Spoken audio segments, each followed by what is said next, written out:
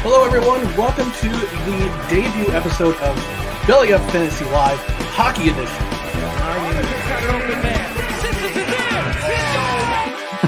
Yeah, what's new? It's grass is green, water's wet. Connor McDavid's leading the league within points. In that first period, and they've been able to hang on to the lead. Here's Evander Kane trying to get away from Chikrin. He's gone! Speaking of coaching really quick, I'm curious to see if the situation with Vegas right now, their coaches are all in COVID protocol. Jason round out the power play quintet. And McDavid flying down the right-hand side. Cuts in, shoots and scores! One other thing I noticed, especially with the time on ice, you look at Bo Horvat, he's got under 19 minutes, and then Mitch Marner has over 24 minutes. Patrick Kane walked around Stillman and roofed him back in.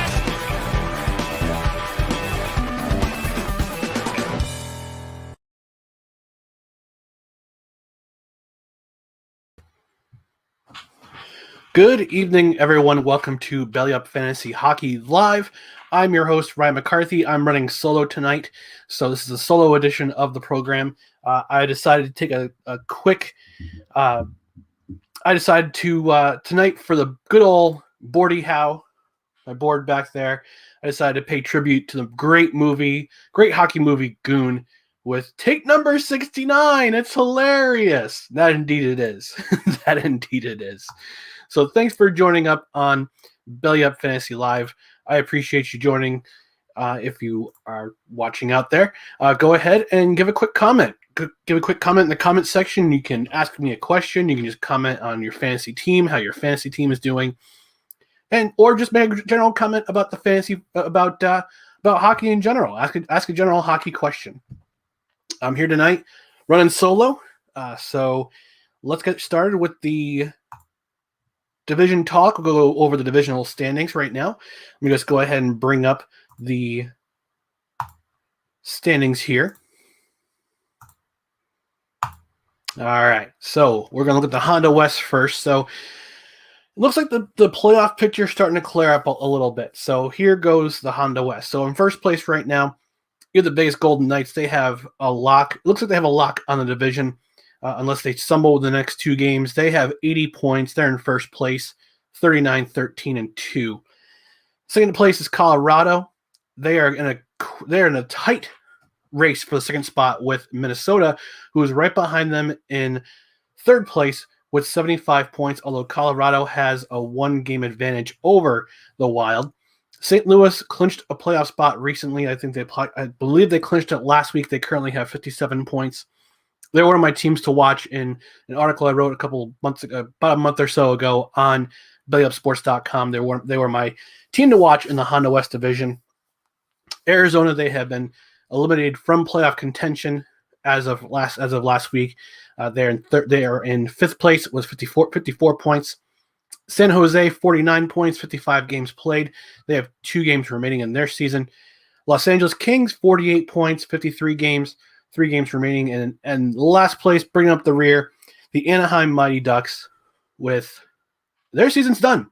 They've completed their season with 43 points in 56 games, 17, 30, and 9. As for who comes out of this division, this is going to be a tight race to the end. Vegas has been in the driver's seat more or less for the last month or so. And I had a feeling they're going to be in the driver's seat because a lot of it has been the play of Marc-Andre Fleury. I think he's going to win the Vezina Trophy. He's been an absolute stud all season long. Robin Lehner went down with an injury. He stepped up. The veteran stepped up, and he's been playing out of his mind for the last couple months. So, yeah, I agree. Belly Up Kev from the Corner Booth podcast and from Tailgate on the Quad, he has said Vegas has been in the driver's seat since they joined the league. Yeah, pretty much. Pretty much. I mean, George McPhee put that team together fairly well, taking a lot of players from a lot of different teams who stupidly left their best players unprotected for the expansion draft. I have a feeling that the same thing's going to happen for the Seattle Kraken in this upcoming expansion draft, where a lot of players are going to be left exposed and they're going to be joining this team, and they're going to compete with the Vegas Golden Knights. Of course, stranger things have happened. I mean, it could be where a lot of teams keep their best players, and they just throw out whoever's out there to the Kraken, and we'll see what happens. But the Vegas Golden Knights, they're in first place. I think they're going to want to win their last 3 games, and they're going to take that President's Trophy. So they're in the driver's seat right now. They'll have home ice advantage throughout the playoffs if they win this. If they win the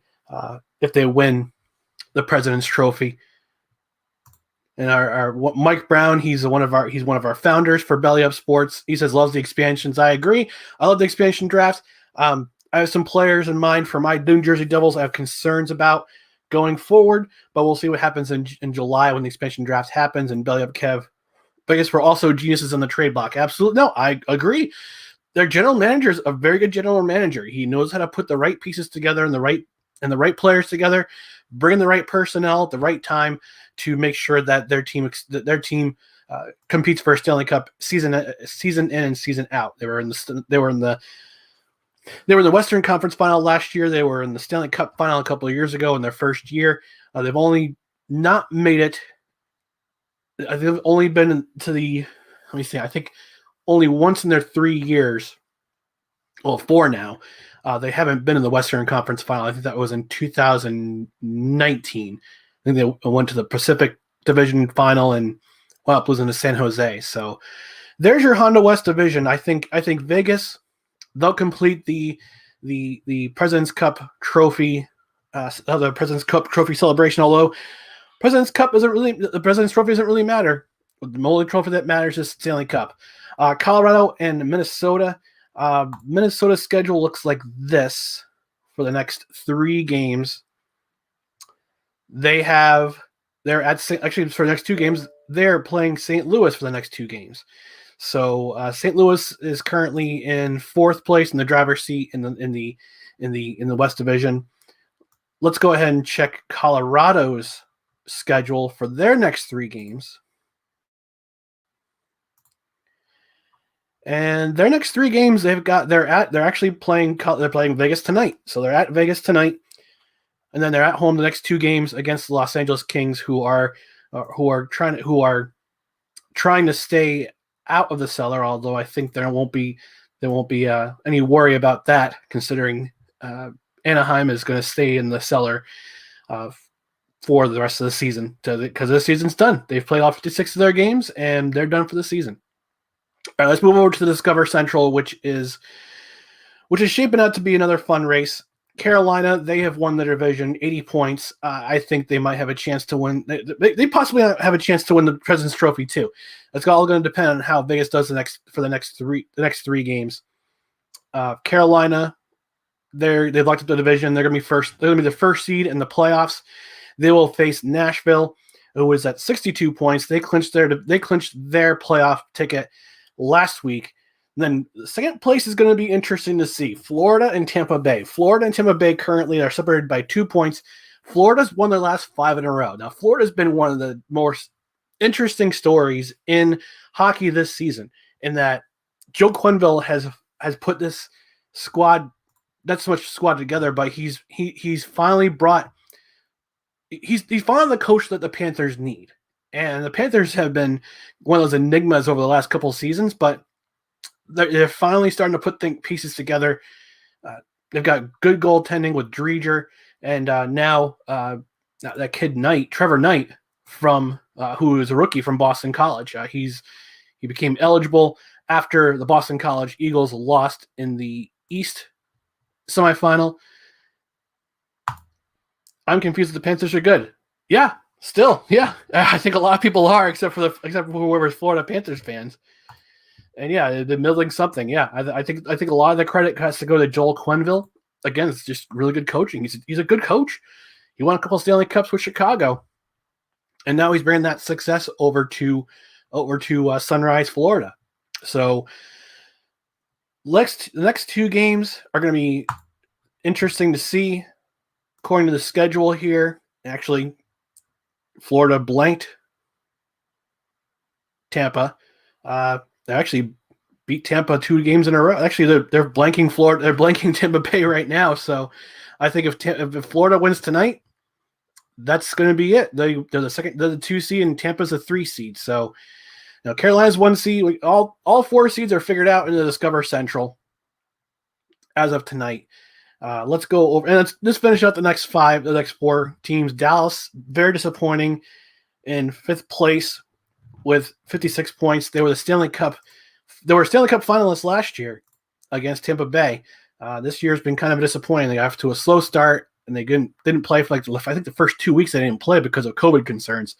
But they're although it's funny, they're a +3 in the goal differential, but disappointing season. Chicago, they were in the mix for a while in the playoff spot. They're currently in 6th place, 54 points. Detroit surging out of last place into 7th place. They have completed their season, 48 points. And then finally, the Columbus Blue Jackets. Shout out to our boy Alex from the Cannons and Tomahawks podcast. He wasn't able to join us tonight, but he's a very he's got mixed feelings right now. Columbus finished in last place.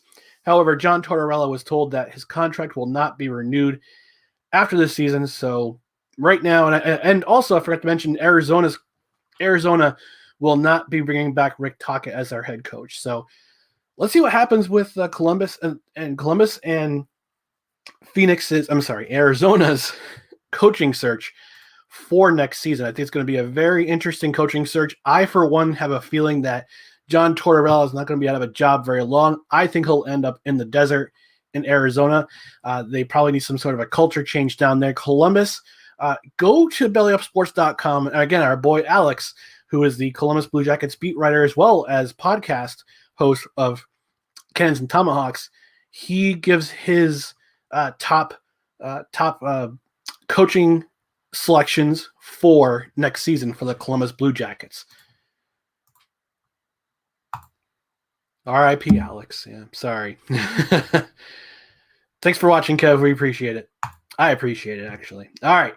So moving down the line to the Mass Mutual East. Pittsburgh has wrapped up the division. They have finished their season with 77 points, which was a surprise to me.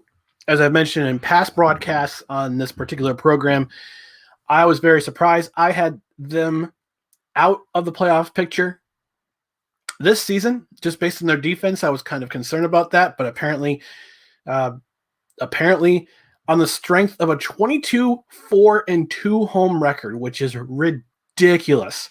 That is a ridiculous stat. They are Mass Mutual East champions. They'll be the first playoff seed in the East Division. Washington, 2nd place, 75 points, 55 games. Boston and the Islanders, they're battling it out for the 3rd playoff seed, excuse me. Boston has a 1-point advantage, but the Islanders are right behind them at 70 points. And Boston has a game in hand, though. So it'll be interesting to see what Boston does in the next 2 games. Let's look at their schedule. They're actually currently playing the Islanders, which is interesting enough. They're currently tied at 2. So that game, if the Islanders win, they'll jump up ahead in the standings, but Boston plays at Washington tomorrow night. So we'll see what happens with Boston the next 2 games. If they can win both games or at least get a point in those next 2 games, they'll likely lock up the 3rd seed in the East. And tonight wraps it up for the New York Islanders. 6:31 left in the 3rd. It's on NBCSN. So if you want to watch it, have that on mute and watch this program instead. Have the sign up for this program. Be my guest. I really do appreciate it. All right. And finally, the Scotia North, Toronto Maple Leafs. They have sewn up their first division title in quite a while. They have 76 points. They have 2 games left on their schedule. Edmonton, they'll be the 2nd seed. They're going to be the 2nd seed in the Scotia North. 68 points. They have 3 games left in their schedule. Winnipeg, 3rd place, 59 points. They're battling it out with Montreal. Interestingly enough, Montreal has not sewn up that 4th playoff spot They have 57 points in 54 games. Let's look at their schedule. They're currently tied with the Oilers in the third period. 5:16 left in the third period. Let's look at the rest of their schedule. Actually playing Edmonton on Wednesday at 5 o'clock Eastern time. So these next two games, let's see what happens with the Montreal Canadiens. I think if they win tonight, they officially lock up that spot. I think that if they need a win and they need Calgary to lose, Calgary's still in it. They have 52 games. They have 49 points. Ottawa is out of it, 49 points. Vancouver, they have lots of games to make up. However, they're still in the playoff hunt for some reason. They actually have 43 points in 49 games. So they have 7 games left in the season. Let's look at their schedule real quick. They're currently playing the Jets. They have a 2-1 lead with 8:25 left in the second period. This is the rest of their schedule. They're at Winnipeg tomorrow night. And they're at Calgary, at Edmonton, and then in 3 straight, 2 at home against Calgary and 1 last game against Calgary on the 19th. So that's going to put a bit of a bump in the schedule for the playoffs. Could they catch up to Montreal? I doubt it. They would need to do a lot of winning to catch up to Montreal, and Montreal have to drop the next 2 games. So, but let's see what happens. Ottawa is out of a playoff spot. They have 49 points in 55 games. Calgary, very outside chance. Sorry, excuse me. I had to take a drink there. It was getting a little bit dry. They have 5 games remaining. They have 4 games remaining. They have a chance to get 8 points. But again, Montreal has to lose. Calgary has to win out. Same with Vancouver. But if Calgary loses tonight, they will be officially out of the playoffs. And I believe Montreal might get in. Montreal will definitely get in with a win.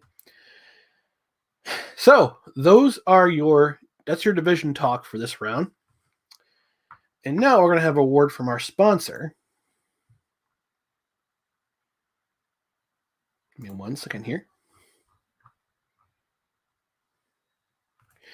Now I'll have a quick word from our sponsor. Let me just get out of this. All right, so let's get a word from our sponsor, which is Symbol. Wall Street meets sports gambling in this innovative app. Symbol brings the fun of being able to play for the long term by purchasing, selling, and trading stocks of your teams. When your teams win, you win a payout. When they lose, you don't. The value of your team shares is all that matters, and it's easy to use. Just download the Symbol app on your Play Store and use the promo code BellyUpFantasy for a $10 deposit of at least $10 or more. So if you put in $10, Symbol will give you $10. Join the fun of investing in your team for the long haul, where the sportsbook edge is put back in your hands as the player. For the latest and most fun in sports gambling, download Symbol, and again, use the promo code BellyUpFantasy for your $10 deposit bonus today.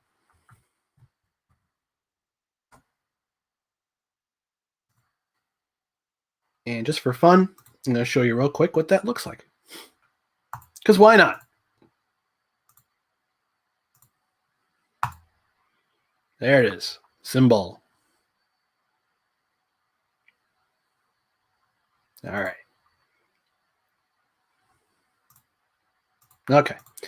So let's go to clarity in the playoff picture. And as I mentioned before, we kind of went over the standings, but there's some clarity in the playoff picture right now. Honda West, we've got Vegas in first place. They're actually playing the Avalanche in just a little while. If they win tonight, they clinch the old one spot. Minnesota, they're playing St. Louis the next 2 games. It's going to be interesting to see. I think Vegas definitely locks up that first spot. They've won the last 3 in a row. Their home record is ridiculous too. Just like Pittsburgh, 21-4 with 2 overtime losses. They're 1-2 in the shootout. They're 8-2 in their last 10. They've got a lot of momentum. They're a very good team. Colorado, Minnesota, I think I think Minnesota winds up being the 2 spot, just by a hair. It's been fun to see. This Honda West race has been fun to see over this past season. It's just because Vegas, Colorado, Minnesota, they're arguably the 3 most entertaining teams to watch in the entire league right now. Vegas has always been a very entertaining team to watch since they came in the league in 2017. Colorado has slowly but surely built up a very, very good team, very young team, but very good team. And Minnesota, kind of out of nowhere, based on the strength of their outstanding rookie Kirill Kaprizov, is now a fun team to watch. And for years, between Jacques Lemaire, who again I credit being a New Jersey Devils fan, he's a soft spot in my heart because he led the Devils to their first Stanley Cup, and Mike Yeo, they were a very boring team. This team was boring. They were low scoring. They kept the scores low on purpose because they couldn't score. But this Minnesota team with Kaprizov, and Matsugarillo, those 2 guys have been kind of the catalyst for the Wild this year. And again, these 3 teams, they have over 20 home wins. So it's going to be very important to see who gets that number 1 overall spot. I mean, Vegas is going to get the number 1 overall spot. Great. Which will give them a home ice advantage for the West Division playoff. But whoever winds whoever winds up in the second seed between Colorado and Minnesota, that's going to be very important for their respective playoff runs. Because Minnesota, right now, 21-5-2. Colorado 24-2. So that's going to be an interesting playoff matchup to see. As I'm looking at the scoreboard right now, yeah, St. Louis is playing the Kings later tonight. But St. Louis, they might have the chance to become a spoiler. They didn't make many moves at the trade deadline, which I was very surprised at, considering this team's a veteran playoff team. They've kept a lot of their core guys together from their 2019 Stanley Cup run, but I feel like they need something. They need something more. And if they take Vegas to 6 or 7 in their series, I'll be very surprised. Considering that Vegas has been been running over a lot of teams this year, especially in the West Division. So that playoff picture is starting to get a little bit clearer, although 2 and 3 right now is going to come right to the end. Like I said, I see Minnesota coming out on top based on the fact that they're playing the Kings tonight, and the Kings are in 7th place. Then they got St. Louis for the last 2 games. So we'll see what happens. We'll see what happens in that regard. Same thing in the Discover Central. Carolina's locked up the division, 80 points. Actually, I neglected to mention they're actually still also in the hunt for the President's Cup trophy, which I thought I would never hear come out of my mouth. I would never hear that sentence come out of my mouth. But Carolina, the bunch of jerks they are, quote Don Cherry, they lock up the number 1 seed in the Discover Central. They play their final game tonight, and they're actually down 3-0 to the Predators.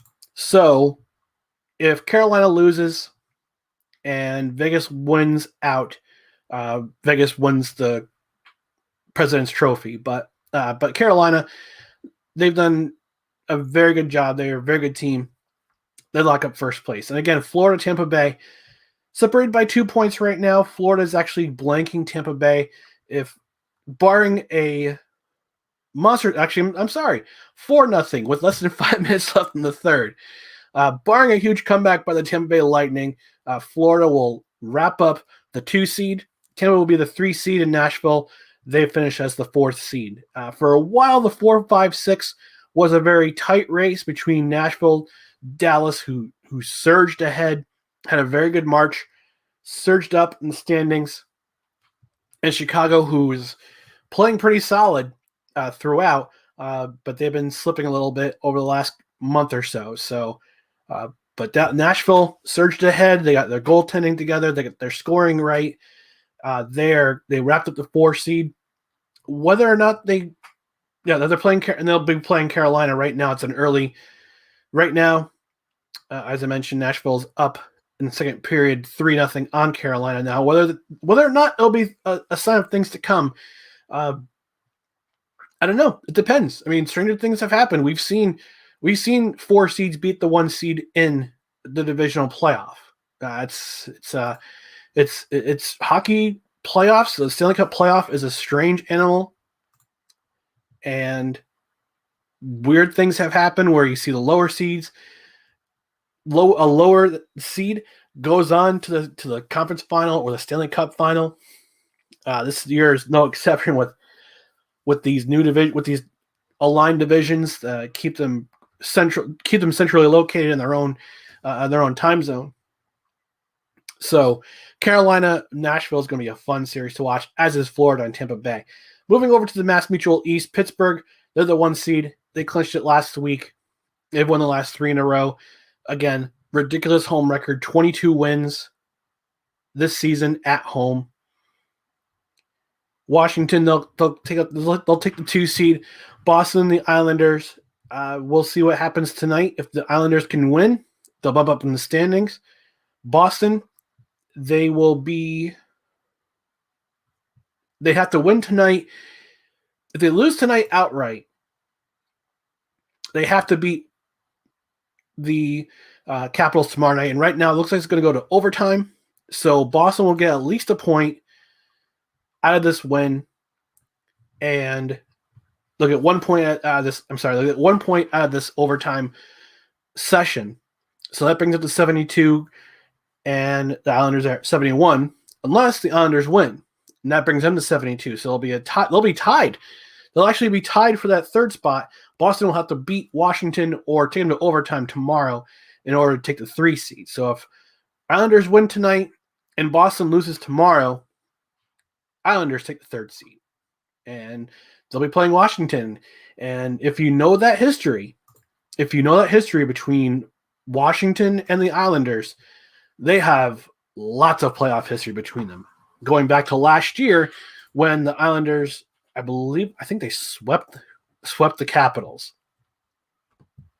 No, they didn't sweep the Capitals. I think they swept the Capitals. Well, did we beat them by? Why did they beat them in 6? I can't remember. Can't remember off the top of my head how they did, but they got plenty of history between them. Playoff history between them. Same with Boston and Pittsburgh. But again, let's see what happens tonight and then tomorrow night if Boston can't beat the Islanders. On Scotia North, things are still a little bit muddy. Still a bit muddy there with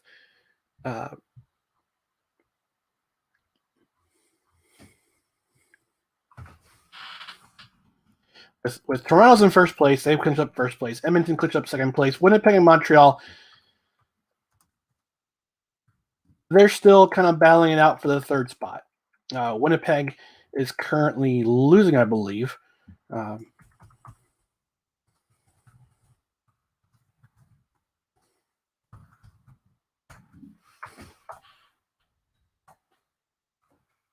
right, so Winnipeg, they're in 3rd spot right now with 59 points, but Montreal is right behind them. Looking at their schedule, the Canucks are currently beating the Jets 2-1 in the second period. They'd play again tomorrow night. So Winnipeg needs to win these next 2 games in order to clinch that 3rd spot. However, Montreal, they need to win 2 straight against Edmonton. Right now, that game's in overtime, 3-3 tie. It's a 3-3 tie in overtime, 2 minutes and 38 seconds remaining. Montreal can get a point. They can get a point out of this. Well, they got a point out of it because the Oilers beat them. 4-3 overtime loss. Canadiens still get a point. They can still catch up to Winnipeg if Winnipeg loses their next 2 games and then clinch that 3rd spot. So this is going to be a really intriguing division. Now, Scotia North, you have that old rival. We actually get those 2 old rivalries. If the standings stay where they are, Toronto and Montreal, old-time rivals, original 6, well, subsequent 6, really, if you look at the history. And then Edmonton, Winnipeg, those barn burner series in the 80s between the Jets and the Oilers, when they went head to head. The North is going to be fun.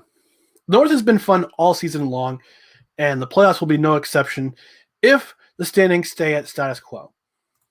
So right now, Montreal's at 58 points, 1 point behind Winnipeg. Winnipeg's currently losing against Vancouver. They have to basically win out to clinch that 3rd playoff spot. But we'll see. It's going to be fun. It's going to be a fun playoffs. I can't wait for the playoffs to start. I think they start next week. I know Calgary and Vancouver need to finish their respective series, but it's going to be fun. It's going to be fun. All right. So, speaking of close shaves, we have a word from our other sponsor, which is Manscaped. Breaking news. This important PSA is brought to you by Manscaped.com. This is your pubic service announcement. I can't believe I'm winning this. This is your pubic service announcement and the news you've been waiting for. The Manscaped engineering has confirmed they successfully created the Lawnmower 4.0 trimmer, which is now available for the purchase in the USA and Canada. Appropriately enough, because this is hockey, fancy hockey. This new trimmer was released only moments ago, and we are one of the first to get our hands on it and share the news. Join over 2 million men worldwide who trust Manscaped with this exclusive offer for you, good viewer. 20% off and free worldwide shipping with the code BELLYUPFANTASY at manscaped.com. Now, what makes this trimmer different from all the other trimmers? First of all, you have a new multifunction on-off switch that can engage at a travel lock, great for people who like to travel. Of course, right now it's a little bit difficult because of COVID, but with vaccinations, hopefully we'll get to travel some more often. Anyway, so continuing, the Lawnmower 4.0 gives you the ability to turn on the 4000K LED spotlight on and off when needed for a more precise shave. The new trimmer even allows you to customize your trim all over through additional guard with lengths with sizes 1 through 4 for big and small. And looks-wise, it's sleek with a 2-toned matte and gloss finish. Even features a foil-stamped black chrome Manscaped logo. Ooh. Show off that mower loud and proud. The optimized Lawnmower 4.0 trimmer is waterproof, so you can groom in the shower and not have to worry about making a mess in the bathroom floor. Beauty. Use promo code BELLYUPFANTASY at manscaped.com for 20% off and free shipping. Okay, last segment of the show, who to pick up and who to bench. There's a lot of players right now, especially rookies who or younger players who are development players who are being benched right now. I know that for a fact, I know this morning, Amanda Stein from the New Jersey Devils mentioned that Ty Smith, talented defenseman, he is being shut down for the rest of the season, which is probably a good thing. He's definitely up there, I believe, in Calder Cup and Calder Trophy for Rookie of the Year consideration. I'd probably say he's probably in the top 5, top 10 with all his points. I'm trying to think of other players who are shut down. If you have him in this league, you're going to want to bench him because he won't be playing the next 2 games right now. Yeah, so that's one person you might want to consider putting on your bench. Now, I believe this is the last week for regular season fantasy hockey. I believe there might be some playoff leagues out there. I'm considering joining one myself because I haven't played. To be honest with you, I'm going to be full disclosure. I haven't taken part in a fantasy league for fantasy hockey in quite a while. So it's time for me to pick up my game. But for you who's watching right now, you're looking for somebody to pick up for the next week, NHL.com has these rankings. They give us their top 10 fantasy wire pickups. David Krejci and Craig Smith Boston Bruins each. Actually, as we speak, Boston has won in overtime, so Boston will lock up that third seed in the Mass Mutual East. So they'll play Washington in the first round. Okay, so David Krejci and Craig Smith, look, they have been playing fairly well last couple of weeks. Another guy to pick up, Yegor Sharangovich, who I'm praying the Devils don't leave unprotected in the expansion draft. He's played really, really well this year as a rookie. 28 points this year, tied with Jesper Bratt for the third in scoring. He's in a line with Jack Hughes and Johnny Kuokkanen. So in a deeper league, you want to catch him. Nick Suzuki from the Montreal Canadiens, Le Canadien. He has 4 goals and 3 assists, 3 power play points during a 5-game point streak. Anthony Duclair from the Florida Panthers. He's been playing fairly well with Jonathan Huberdeau and Sam Bennett. Unfortunately, Bennett's been inundated with an upper body injury. Alexander Barbanov from the San Jose Sharks. Even though the Sharks are in 6th place right now in the Honda West. He's one player that the NHL.com says he should pick up. And Casey Middlestat from the lowly Buffalo Sabres. You might want to put him in your lineup. Other forwards to consider: Tyler Seguin, Cole Caulfield, who've been very high on here on Belly Up Fantasy. Kirby Dash. I believe he's been shut down for the season too. Jakub Vrana, Jack Hughes, my New Jersey Devils, Jordan Kyrou from St. Louis, Jakub Voracek, Jason Spezza, Sam Reinhart, Danton Heinen. Of course, Anaheim season's over. Josh Bailey and Anthony Beauvillier, Nick Schmaltz, and Adrian Kemp. So defenseman-wise, Matthias Ekholm from Nashville. He's one name you want to look for. And same with Mikey Anderson from the Los Angeles Kings. He's a rookie. He's been playing with Drew Doughty. The Kings have 3 games left in their season. So if you're in a deep league and you're looking to pick somebody up for the next 3 games, you might want to consider getting Mikey Anderson. For goalies, Spencer Knight was his name. I saw that's not Tyler. Spencer Knight from the Florida Panthers. He's been playing fairly well since he got called up. After the Boston College Eagles season came to an end in the East Regional Final in the NCAA tournament. Actually, as we speak right now, Florida has just beaten Tampa Bay 4-0. It's a shutout. Their seasons have ended. Florida will be the number 2 seed, and Chris Driedger picked up the win in the shutout win in Florida with the Florida Panthers. But he's a guy to consider, maybe even for your if you're doing fantasy playoff hockey. He's one guy you might want to consider. I don't know how sparingly he'll be used considering his prospect status, but he's one guy you might want to consider picking up for your fantasy league. So that's going to do it for us here at Belly Up Fantasy. I want to thank those of you who were watching. Here's our socials: Twitter at Belly Up Fantasy, Facebook.com/Belly Up Fantasy Sports, and Belly Up Hockey on Twitter is at Belly Up Hockey. Again, thank you for those who were watching. I really do appreciate your time tonight.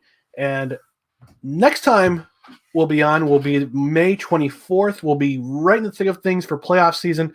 Hopefully I won't be by myself, but we'll see. We'll see then. But until next time, Belly Up Fantasy Hockey, thank you. I really do appreciate it. My name is Ryan McCarthy. I'm signing off. Enjoy your night and enjoy your hockey.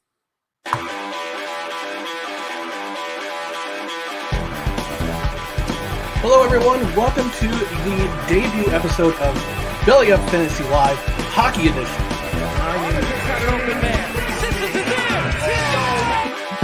Yeah, what's new? It's grass is green, water's wet. Connor McDavid's leading the league with points. In that first period, and they've been able to hang on to the lead. Here's Evander Kane trying to get away from Chikrin. He's gone! Speaking of coaching really quick, I'm curious to see if the situation with Vegas right now, their coaches are all in COVID protocol. Jason round out the power play quintet, and McDavid flying down the right One other thing I noticed, especially with the time on ice, you know, you look at Bo Horvat, he's got under 19 minutes, and then Mitch Marner has over 24 minutes.